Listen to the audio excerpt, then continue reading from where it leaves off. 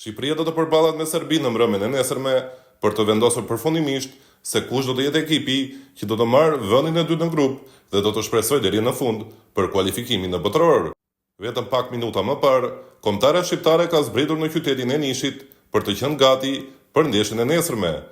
Në ditën e sotme do të kemi edhe konferencën e Silvinjos së bashku me kapitenin e Shqipërisë për të folur për takimin i cili do të jetë një derbi i Ballkanit dhe një finale e madhe. Se i përket masave të sigurisë, ato ishin strikte dhe të shumta. Pasi kanë zbritur në aeroportin e Nishit, autoritetet serbe kanë vendosur që stafi i Shqipërisë të kalonte sa më shpejt për të mos pasur trazira dhe situata të pakëndshme me njerëzit e thjeshtë që do të udhëtonin. Nga ana tjetër, emri i hotelit ku po qëndron Shqipëria po mbahet top sekret, pasi kanë frikë se mund të ketë incidente të tjera dhe për këtë arsye emri i hotelit ton nuk është treguar. Ndërkohë, gjatë gjithë udhëtimit, Shqipëria ka qenë në kujdesin e 30 forcave policore me makina, të cilët kanë shoqëruar stafin e kombëtares nga aeroporti drejt hotelit.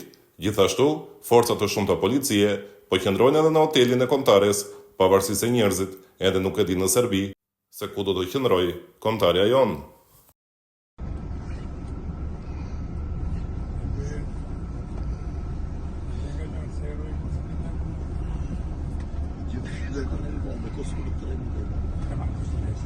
Jo Prishtina,